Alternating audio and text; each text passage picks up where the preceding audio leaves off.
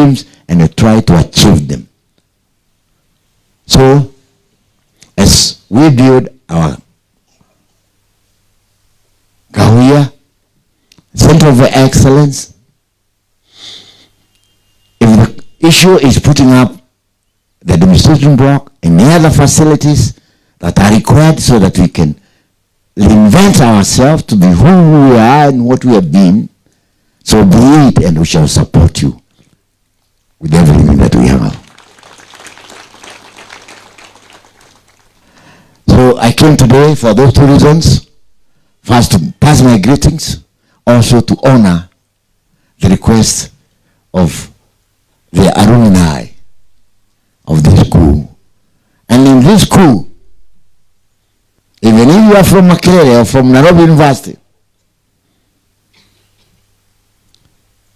your character, if you are to be allowed to go through that gate, is really evaluated by the so-called the principal of this school, Macedona. Is it Macedona? Macedonald. She was a very strong lady, sent all the way to this place by the Queen to create women leadership in Kenya. And therefore, we should leave that legacy. Have a great day.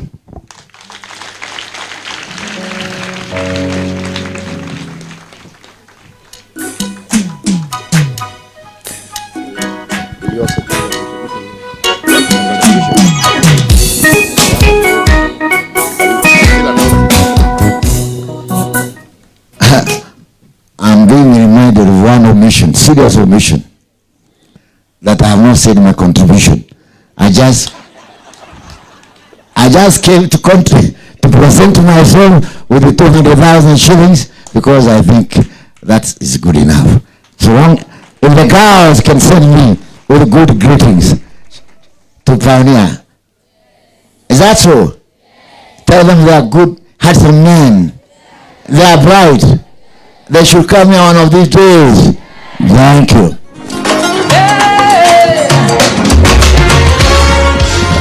A better round of applause for Dr. Munga.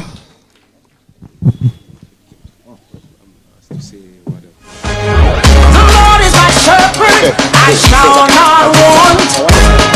The Lord has provided more than enough, no matter where I go. Victory is my name. Yeah. The Lord is my shepherd, I shall. DJ, I will ask one of our BOM members, Mheshimiwa Nyagia, to just say a word of gratitude and thanksgiving to our guest. Thank you very much, Chair, Advocate Charles. I wish to take this opportunity to thank Dr. Munga, one, for your presence. These days they say the power of presence. We really appreciate you coming to this function. You're actually the first person to arrive among the guests. Congratulations. I also want to say he's given us very strong words and message. We've shared a lot with Munga at various functions, and especially when I was CC Education Murang'A. We really appreciate your input. We really appreciate your advice and the message that you've given us as Kahoya girls. Thank you very much, and God bless you.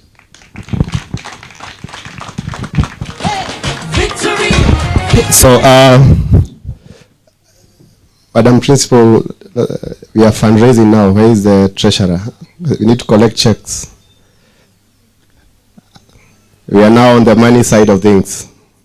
So we have a check of 200,000 from Dr. Peter Munga. Mpigeni makofi tafadhali. And we already have 500,000 from Daystar Group. Mpigeni makofi. Yeah, so we are going on very well. We want to rush things a bit because of time and also the weather. We want to hear now from an alumni of this school, a lady who is not only a leader, but also a personal friend. I got to know him when I was tasked to do some job for the UDA Secretariat, where she was heading. And from there we became very good friends. And I admire her level of organization and self-confidence. You know, self-confidence is a winner by itself. I don't want to introduce her so much. She's going to speak for herself because of time. I don't want to recite the protocols again. We shall adopt them as they are. But I want us to put our hands together as we welcome Madam Senator Mheshimiwa Veronica Maina, Kahuya Girls alumni. Well, tell me.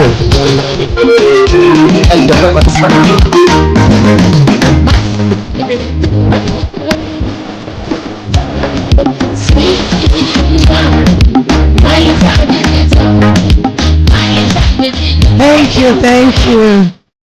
Thank you so much. Thank you so much, my good friend, Mr. Jenga, advocate, also the chair of disciplinary committee of the UDA.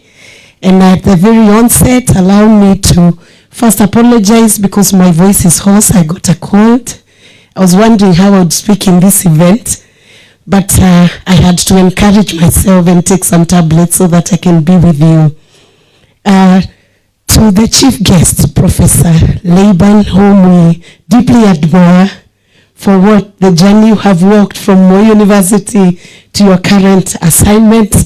Thank you very much for the good words you've spoken to us.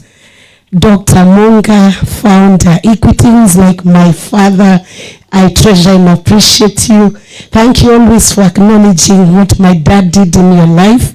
Maybe because of such, God bless my dad with children like me, so that he can know what he did in Mr. Munga's life was not in vain.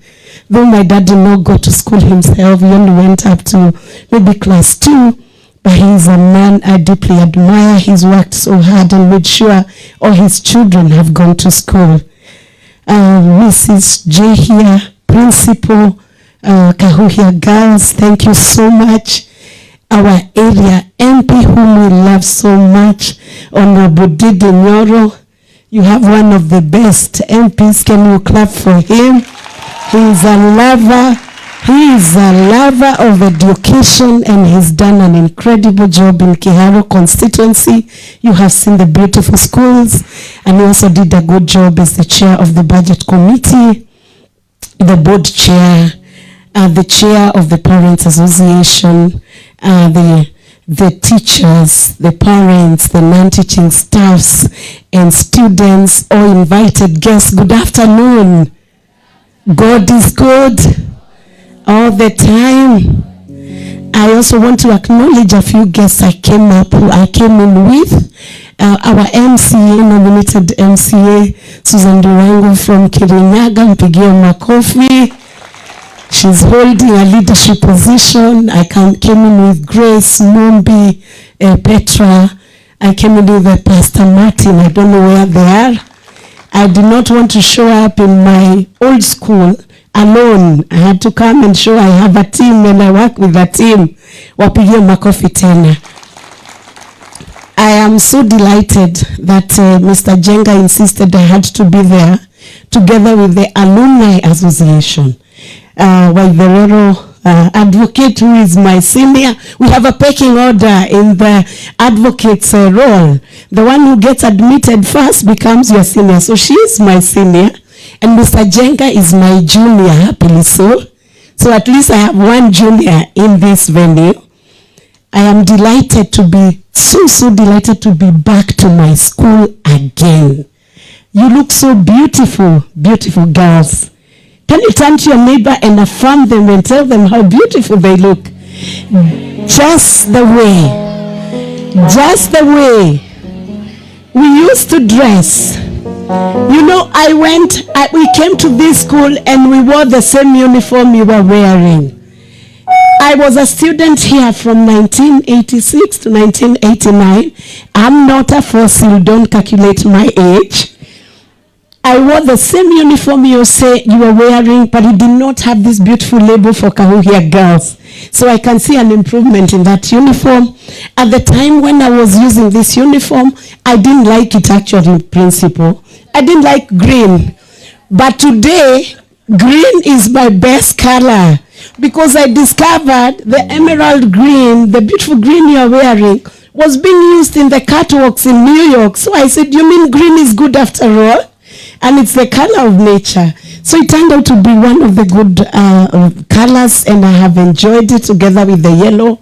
I have a history with the yellow color. You know, I was the Secretary General of the UDA, and we used the yellow color. And I was the first woman Secretary General in Republic of Kenya. Yet, I was an old school in this school. I was raised in the village. I walked to school without shoes. I came to school not speaking English when I came to Kahuhia Girls.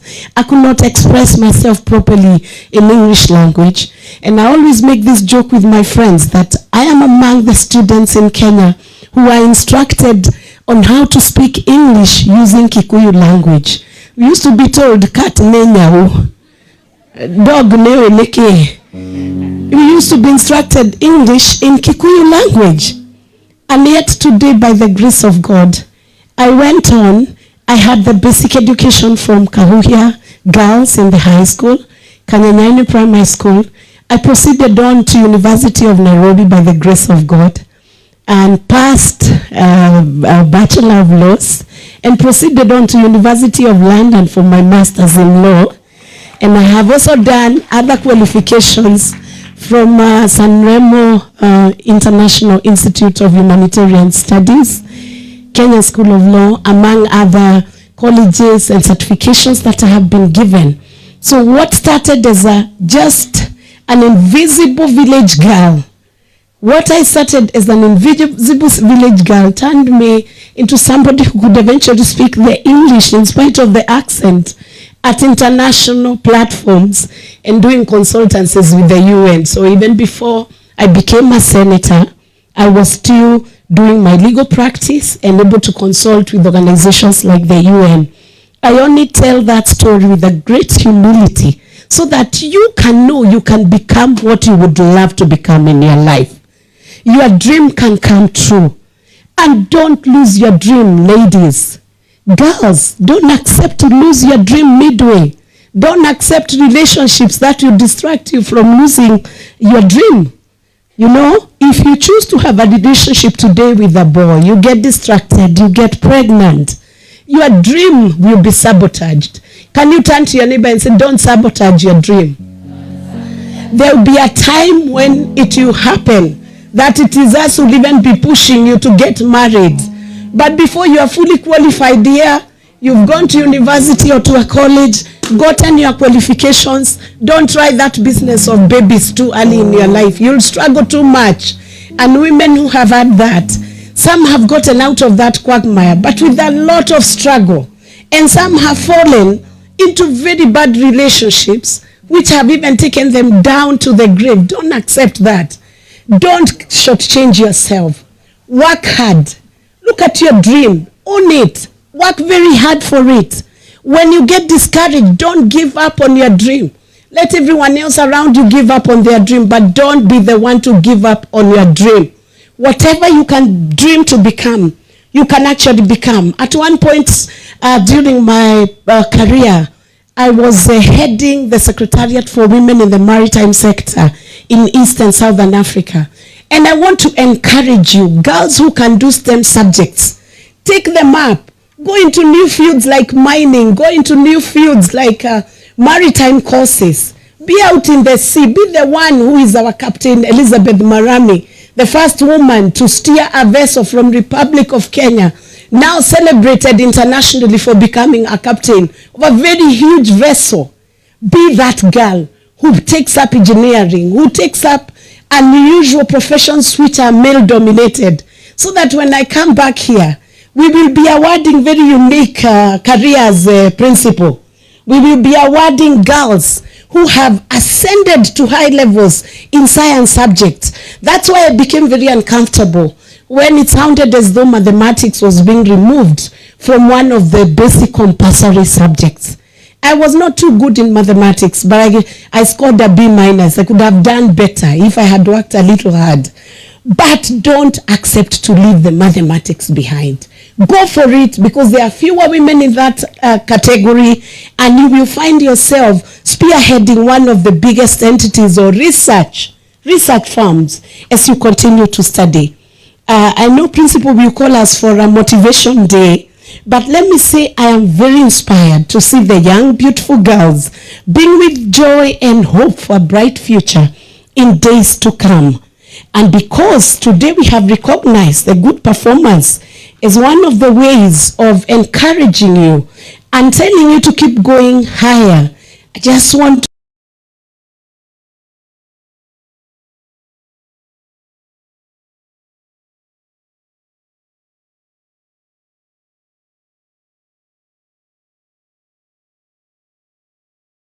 say this finally as I wind down. Education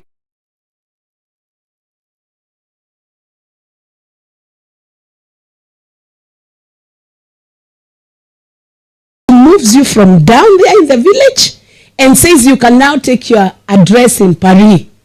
Can you ask your neighbor, where do they intend to settle? I know all these girls want to go international. Do you have a dream? What do you want to become? Are they engineers? That is, education is your equalizer. I am pleased to note that you have transitioned 78% of the last year's student to university. We want to see much higher than 78%. Is it possible to get 90% going to the universities? Are you promising me you can do that? Teacher, I hope one of the classes, the fourth form classes, can visit us in Senate, and I welcome you to visit. We can organize with the school, you come and see how we work at the Senate. After I did a lot of work at the UDA party as a Secretary General, I was given a chance to be nominated as one of the senators in the Republic of Kenya. So out of the 67 senators we have in Senate, I am one of them. And I want to encourage you to be the best version of yourself.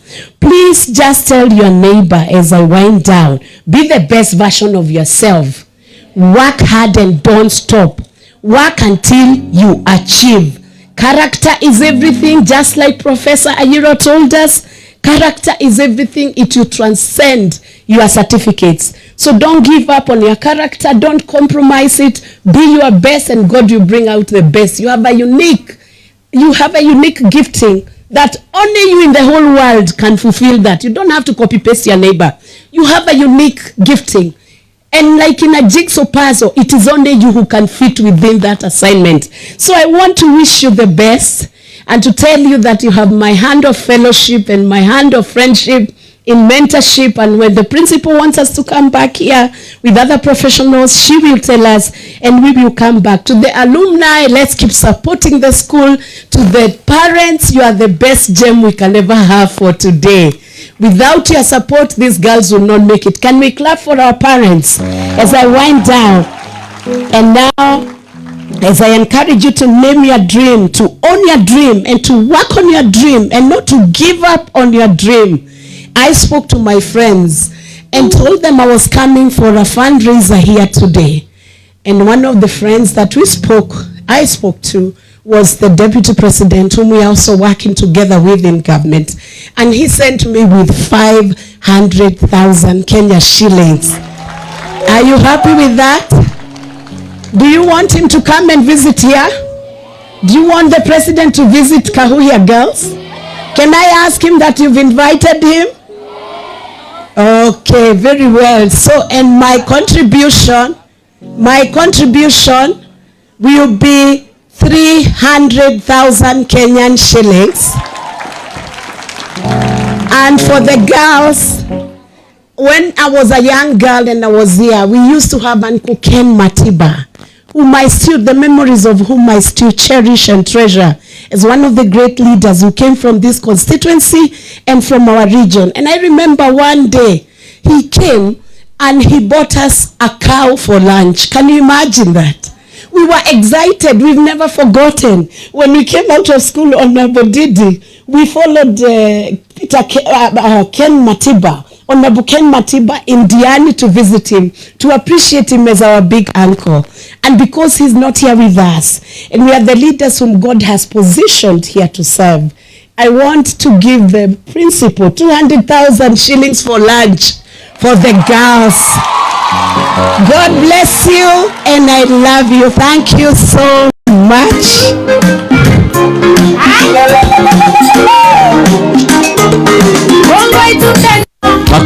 Makofi tafadhali, makofi.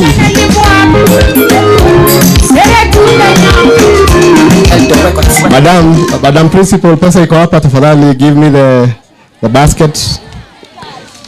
Students, makofi tafadhali as we count the money. Yeah, now we're in business. Now we're in business.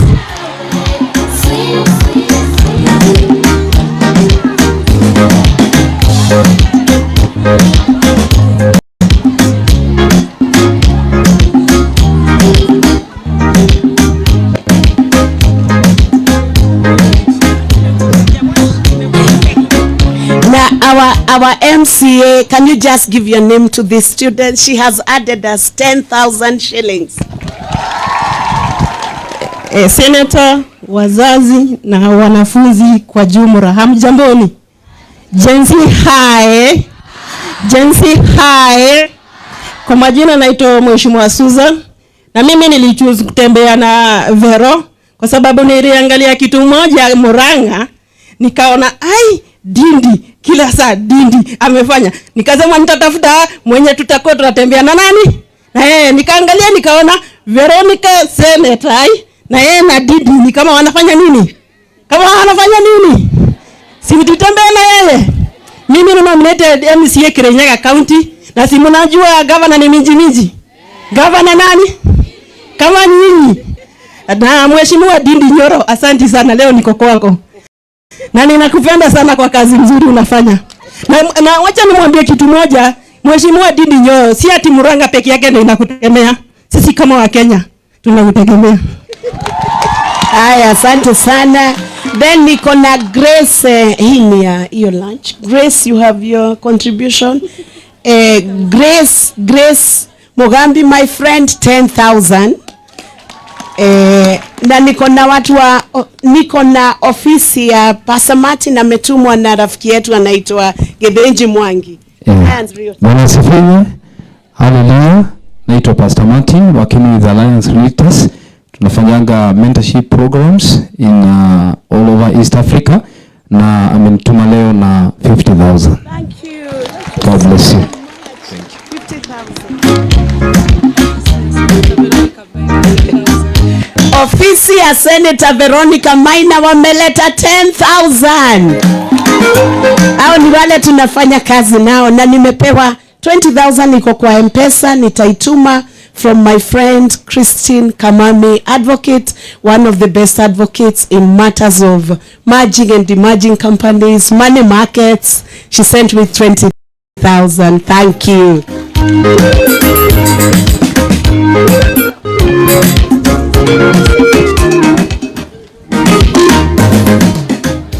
I will welcome chairperson of the board just to pass a message of appreciation. Makofi tena. This is over 500,000 plus the other contributions. I think we have 600,000 from Senator Veronica. 800 plus more. Makofi tena tafadhali. Wow. Girls, you're happy? You have chapatis and a whole cow. Awesome, awesome. Thank you so very much. We are so grateful for the honor and the privilege of having an old girl visiting us and being a blessing to us. So, Madam Honorable Veronica, we are truly honored to have you as our guest, accepting the invitation and the inspiration and the words of wisdom you've spoken to these girls And in addition to that, you didn't just come alone, you brought along your friends, your entire office, and we are truly honored and grateful. So God bless you so much. May you never lack. Keep inspiring the girls. Indeed, we need mentors. So we'll be reaching out to you for mentorship. Asante sana. Back to Charles.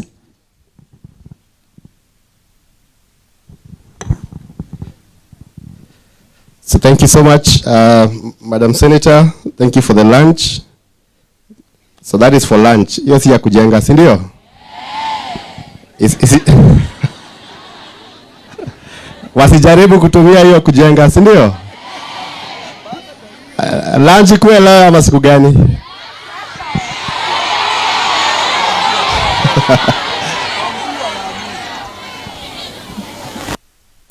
Yeah. Asanteni sana. Now we want to go to the last guest for this section because of our time. Thank you so much, Madam Senator. She was my boss at the UDA Secretariat. She taught us many things, and she actually inspired me to do a master's also in law from the University of ISDE in Madrid, Spain. So thank you so much for that. I've also received Kenya shillings 10,000 from my friend Anthony Karaoke. Karaoke, just wave. Mr. Karaoke works in Brigham, Kenya. Na nimepata 10,000 shillings from my best friend Jimmy, my dad. Pigeni makofi tafadhali. So we have 20,000. Now, without so much further ado, I want us to welcome one of our own, a leader we love, a leader we can relate with, a leader who we are proud of as people from Kiharo, people from Murang'A, and the young people of Kenya. I know her, I know him.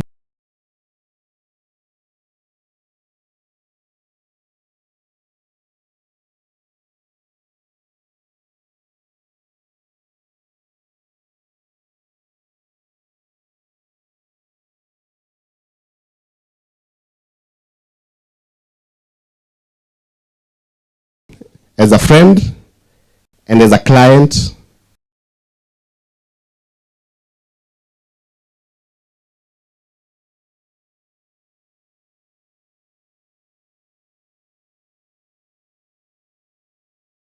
Adansi ngoma gani? DJ tupatie ngoma ya mheshimiwa tafadhali. Huyu hawezi ingia hiyo mita.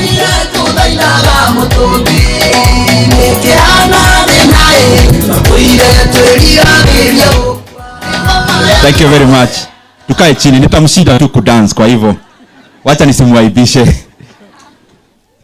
Thank you very much, my brother, Wakili Charles Jenga, our chief guest today, Professor Laban Ayelo, a mentor to many, my good friend and mentor, Chairman Peter Munga, my sister, Honorable Vero, I'm a Senator Veronica,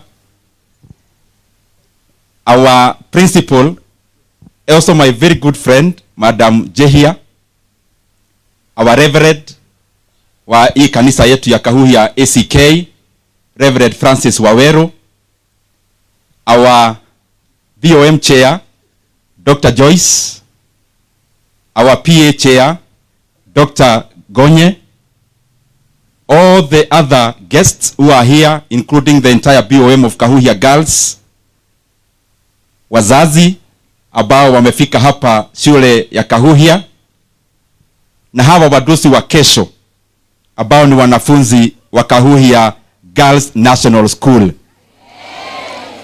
Good afternoon. Wazazi hamjambo. Oza. Oza oza.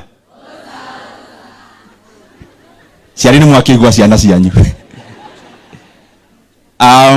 Mimi nimefurahi sana kuja hapa Kahuhia siku ya leo. Na niliacha the last time we came kuna kitu tulikuwa tunasema. Every minute counts. Thank you very much. Mwalimu, kabla niseme yangu ambayo ni machache sana, nimesikia kuna salamu imeletwa hapa na Dr. Monga. Na nikasikia reception. Na nikajiambia nilete salamu, nitaiitisha baadaye kwanza nifikishe. Niletee girls salamu, wacha nione ni gani mnapenda. Na waletea salamu za Alliance Girls.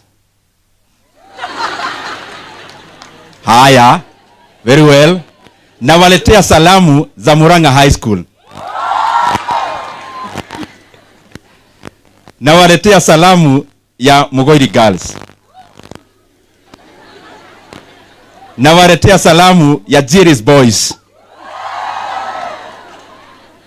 Asanteni sana kwa kupokea salamu, hata ile hamujapokea wazazi wameona. I am very glad to be here today. Na vile nimesema itakuwa machache. First of all, I want to apologize to our parents. We have some ongoing works around the school. And I know when you are making something better, sometimes you have to make it worse first. And that is why I know in terms of mobility around here, the road was a challenge. But it's because, as you can see, it is under repair and construction or periodic maintenance. So the next time you come, I'm sure it will be better. Ni barabara hii tunatengeneza ya Murang'A all the way to Kangema. The second thing is that, yes, where we are meeting is a field, but I'm sure the school is, the precincts of the school, especially where the classrooms are domiciled, is much better. Baraka ya mvua ni mzuri, but I also know leo uwaja imekuwa uwaja vile tumeona. But it's basically because sometimes even as a leader, there is a limit to what you can do. Because you can't mark a field, for example. The much you can do is to plant grass, and I am sure you have taken note. Ningetaka kwanza ni oge machache sana kwa hawa wadosi wa kesho.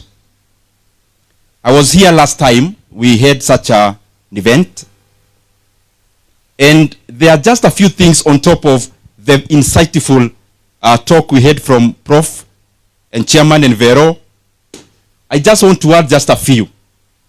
Practical, the ones I have seen myself without being lectured or told, and especially in regards to what we expect when we are leaving Kahuhia and when we are leaving universities and therefore joining the world that we all are with the parents. One thing I have seen to the young ladies, the young women, the young engineers who are here, the young doctors, the young leaders. When you go out of Kahuhia, which has close to 80% transition to university, and you transition to a university, and therefore from the university you graduate, the normal thing we do is to look for a job, and it's normal. But when you get a job or an opportunity anywhere, including what we do in terms of leadership, then even within that field, there is competition. When you get a job in a bank, there is a competition on who to become the manager and the leader, the team leader for the others. When you become a politician, there are also hierarchies in terms of performance and the rest. When you are in business, it is also a competition. But there are some things that I have seen that are very critical, and especially to those who want to step out, those who want to be above average, in whichever case you choose, either as a doctor, either as an employee of a bank, either as a business person, or any other. There are things you hear, but I'm just saying them because I know they are practical. One I have seen is that you need to be grounded. As a lady who is here, be grounded. Have some compass that controls you. But yes, you are here. There is some freedom around you. But up to what point do you then see, I can't step out of here? And within that one point, there are things that I have seen at wazazi mutaniuga mkono. In the current world, there are some things that are actually more important than academic qualifications. One, they look banal, they look easy, but they are very, very important. One is honesty. in that issue of being grounded, you must be grounded around honesty. I have read the Forbes list. I have read books of leaders who have made differences across the world and across history. I have not seen one who benefited out of dishonesty. The second thing is trustworthiness. As a leader, as a parent, as a teacher, as a student, we may say many things, but how do people know you? Yes, there is how you describe yourself, but mtu akiacha kitu kwa darasa yako na aikose, akikuona huwa anafikiria nini? What kind of a brand have you built around yourself? How trustworthy are you? I can also tell you the truth. I am yet to see a billionaire. I am yet to see a millionaire. I am yet to see a successful leader who made it out of being untrustworthy.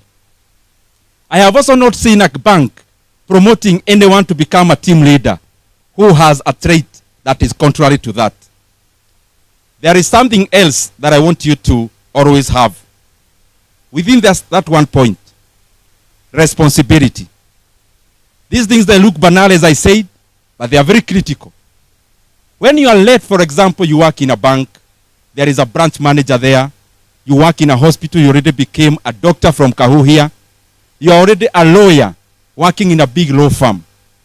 When people see you, and especially your boss, your colleagues, your clients, how responsible are you? Wewe ni mtu wa aina gani? Ukiwachiwa kufanya kitu, hiyo kitu watu waangalia after some time, how do they get it? That is point number one. Point number two, which I have seen is important, is something called communication. Nawambia hizi vitu nasema zinakaa easy, but I want you to start practicing them early. When you become a teacher and you need to become a principal, you need to be telling people something, either it's parents, students, colleagues who are teachers, and the rest. When you are becoming a politician like I am, you have to sell what you are doing. You have to sell yourself also. Keep refining your communication ukiwa hapa Kahuhia. And communication is in many forms. One communication is conversational. When you are relating with people, what do you say? And what you say is based on what actually do you know. So in your field which you choose to excel in, start as early as now, gaining as much information around it, because it is that communication, it is that information that will give you confidence in communication of it. And when you are in high school, there are so many avenues to practice some of these things.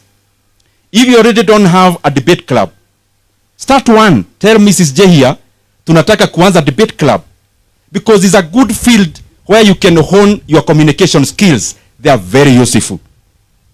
Lastly, the point I want to give, have vision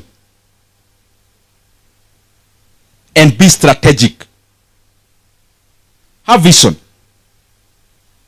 Let me tell you something about myself, though it's not very good to give examples around yourself. There is a book I authored when I was in second year in Kenyatta University, where I was doing economics. So I authored a book titled How to Succeed in High School. That book I actually also gave some here. If wenye walikuwa wameenda nazo, we can organize a few more. Now, this is the interesting thing. When I authored that book, I was in second year in KU. I barely knew Kiharu, because I come from a place called Gaturi. Na mtu wa Gaturi akienda kama Nairobi, hata hukuji upande. Unapitiaga Murang'A town ukienda. So there are so many people from Kiharu who actually don't know the other half of Kiharu. And I was that kind of a person. Now, when I authored this book, second year, university, hapa nyuma ya kitambu, kuna pahali tunaandikaga about the author. Unaandika mambo mengi, lakini hapa chini, unaweka picha ya muandishi ya hiyo kitambu, na unaandika about that author. So I wrote, Nyoro is an economic student in Kenyatta University. and some other stories there. But the last sentence of that book then was that, and Ndindi Nyoro, who is the author then, many years back as a second year university student, the last sentence about that book that I authored was that, and his future Kiharu MP.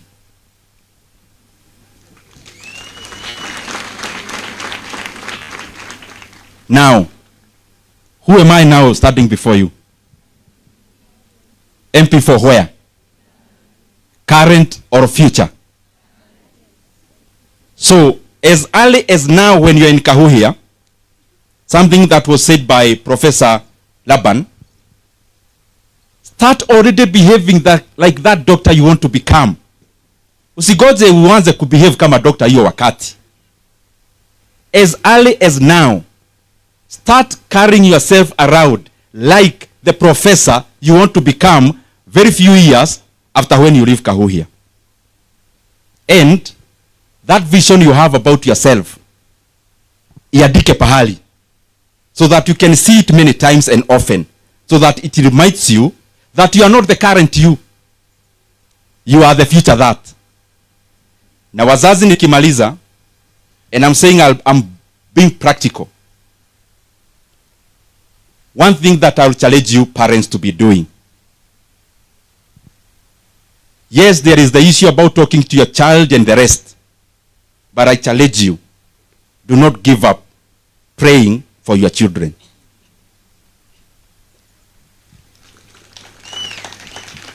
Na kama kuna mzazi amekuja hapa na anaenda nyumbani, and you have doubts about if prayers you pray for your children work, if you have that doubt, see me as Ndindi Nyoro and know that I am a product of God himself. And the best way that God anafikisha hiyo baraka kwa mtu, saa zingine ni kwa vile tunaomba. What I know for sure ni vile hiyo siku kutaka story mingi, like what every other speaker have said here, all of us are from backgrounds that you could never associate with a person being an MP. Some of us are from a background where even a chief to come from that family was already too much. Some of us are in families where, like myself, we were in secondary school, all of us the same time. My sisters were in Jobe High School. Another one was in college. I was in Form 1. It's where, mukiitwa parade mutu atumwe nyumbani kwa school fees, I knew, unless there was a mistake in the list, I am already there. I mean, nilikuwa tunasikia wanaanza kusoma, I start preparing my mind on how to go home. And therefore I know, ile baraka tunaombea wanafunzi na watoto, Mungu anaisikia, because there are things you cannot do out of your will or out of your ability as a parent. Mtoto akiwa hapa, na wewe uko nyumbani, I mean, there is nothing you can do physically, but there is something God can keep on doing and polishing, the young ladies, and polishing even the other ones who are not in Kahuhia, so that they become a blessing miaka ambayo inakuja. And I know for sure, hawa munaona hapa wazazi, hawa ndio Mungu atatumia kubadilisha taito yenu kama wazazi. Watu wasikuwa wanasema Baba Jerry yule wa Power So. Wakuwa wanasema Baba Jerry yule engineer mkubwa kule KQ. Waache kusema Baba Mary yule ambaye anapeangwa vibarua kwa kijiji, wataanza kusema ni Baba Mary yule professor wa Daystar University. And that is the blessing I wish all of us. Nikimaliza, mimi nikisimama hapa naelewa kabisa hii shule ya Kahuhia iko na more people than those from Kiharu, because it's a big school. And because there are also very many people from Kiharu, nitatumia dakika moja tu niwashukuru sana wenye ni wazazi wa Kiharu na wanafunzi wa Kiharu. Wako hapa watu wa Kiharu? Tonyorokie Kiharu. Tonyorokie Kiharu. Ya, nimesikia iko watu wa Kiharu. Hapa Kiharu kuna kazi tunafanya, lakini ya masomo haswa, because hii ingine I don't want to tire you with them. We have around 112 public primary schools here in Kiharu, including one called Kahuhia Primary iko hapa, na ingine inaitwa Kirogo iko hapa. When I became MP in the first term, we decided lazima tubadilishe kwenye wanasomea. And like many of us here who are from villages, in schools that are deplorable, that is how Kiharu was.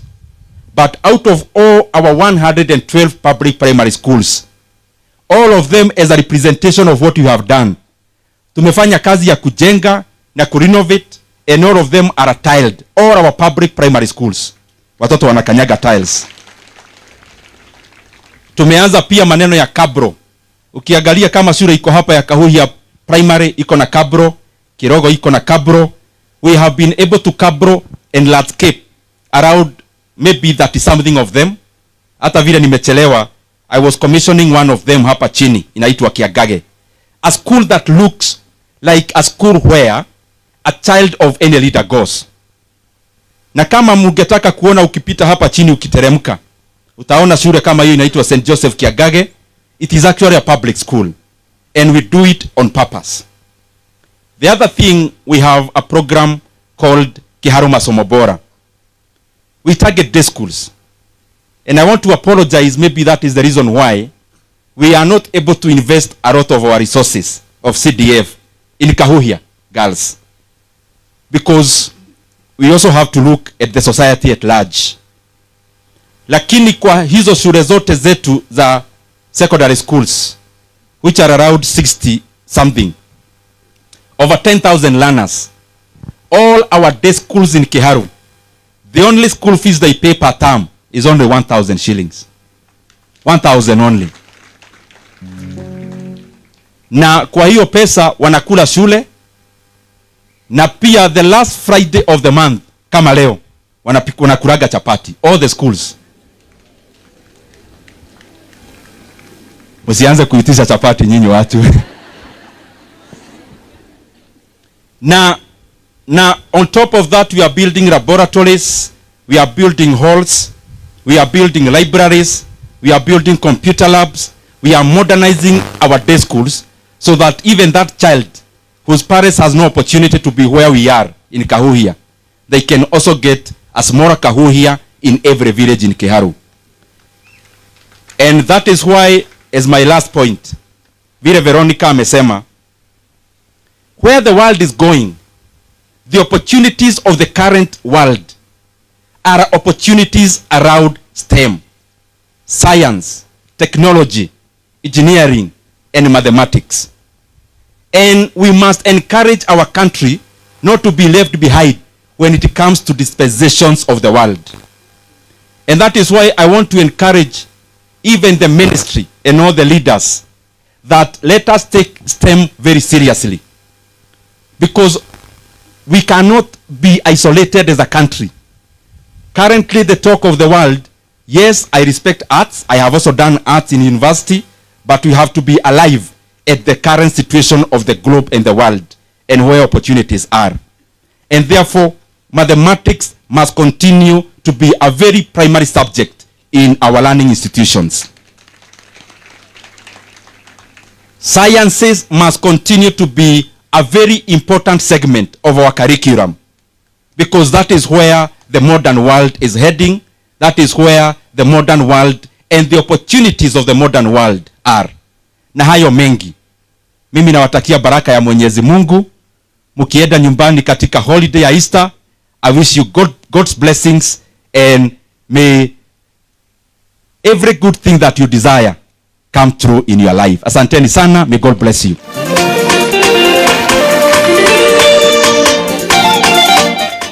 Na kwa sababu sitaki, na pole sana nimeongea haraka because I was trying to save time. That is why nimeongea maneno haraka. So kwa sababu sitaki Jenga anirudishe hapa kiniuliza kai woka hata ya.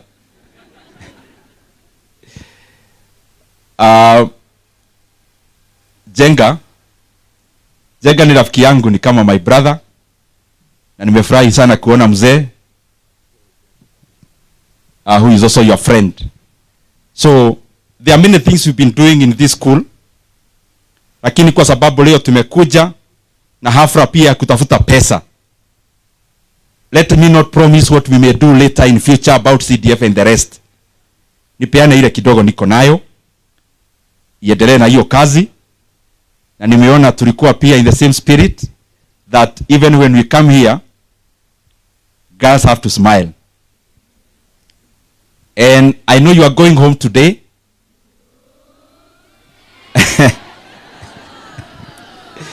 But even if you are going home today, whatever it is that belongs to you must be left here today. Must not be a promise. So I'll give, because you are your project, 500,000.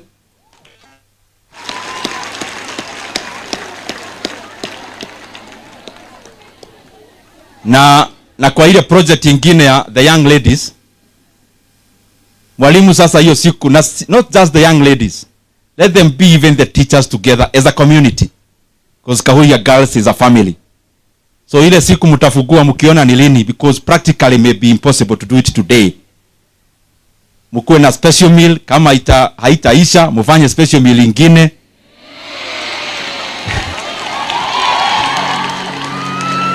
So kwa hiyo mambo ya kunyorokia maneno ya tubo, hata mimi nitaacha 200,000.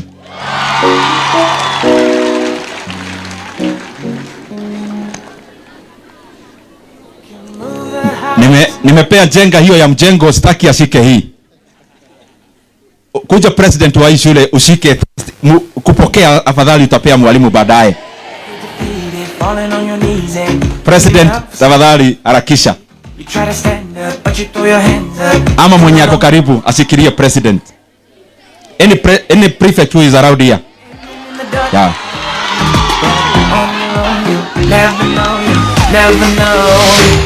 So pole DJ ni ya wakati.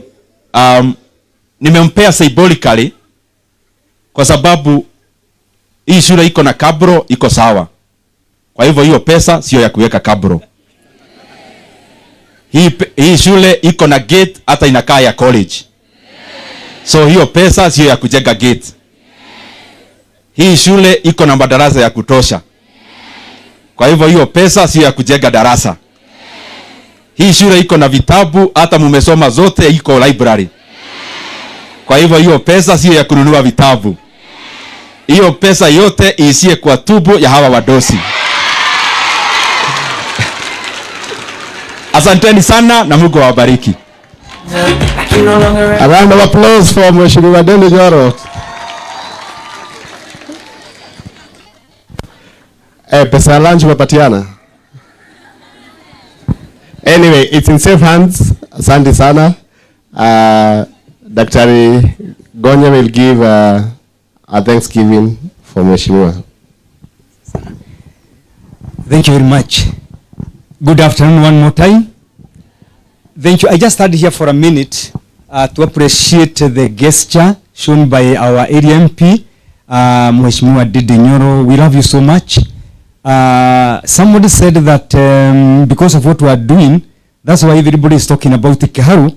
But I wanted to say that that's why everybody is talking about Murang'A, not Kiharu. And we thank God for you. We are so appreciative. Every time we have called you here, you have always come. We know you love this institution. We know even from our hearts. And these girls also love you. And at this point, I want to take this opportunity to say Asante Sana. And may God bless you. Your story is very moving. I think that's why you are sitting next to Professor Ayiro. Your story, the two of you, I think you need to write a book in, you can collaborate and do a book together. Otherwise, I want everybody to put their hands together. We give him one clap. Another one. And another one. Thank you. God bless you so much. Chair. Can move the highest mountains, cross the greatest oceans, and walk across the world. So we've come to the end of speeches from our guests. Because of our time, we want to finish that section. But we are right on the money. Lazima tujenge admin block. That's our agenda. Good news is that we are already at 8 million plus which has been contributed by all of us. Can we clap for ourselves?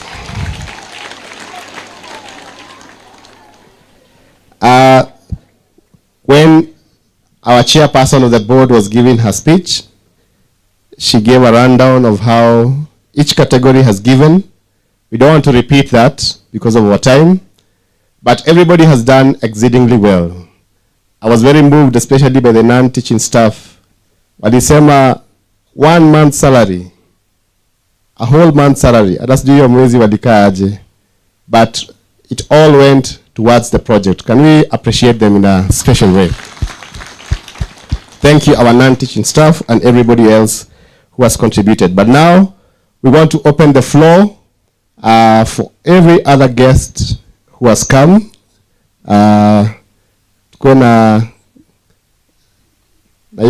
Ile kikapu ikuje tu hapa. Want to do this very, very fast. I can see our vicar is here.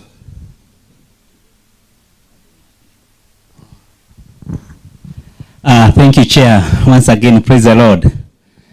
I have come here to represent my bishop.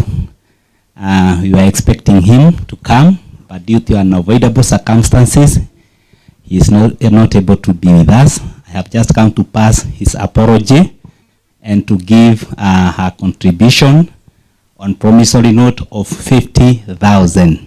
Thank you. So Bishop, 50,000. So this is how we shall do it. Lazima sisi wote to we top up on the contributions that we have given. And I don't know whether we had any other guests who we have not mentioned. We do not want to leave this place without recognizing all our guests. I don't think so.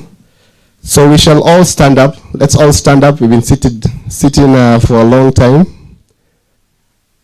We've been seated for a long time. Tusimame tafadhali. We stretch a bit.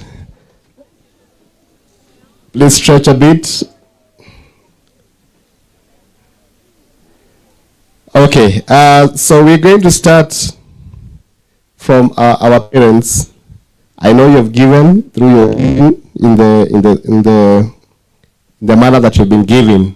But najua leo mjakuja fundraiser mkono tupu. I'm sure you have some top up for us. We have a Paybill number.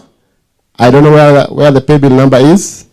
And we're also ready to receive any cash donations or contributions. So let us do this very fast. Tafadhali wazazi, msituangushe, unaona waheshimiwa wetu, they've done very, very well. Kindly, so that you can do this within 10 minutes. Whatever you have, whether you've come with 10,000, whether you come with 1,000, 2,000, 5,000, whatever it is, we shall receive it. DJ, tuweke some good vibe that inspires us to give. Tafadhali. And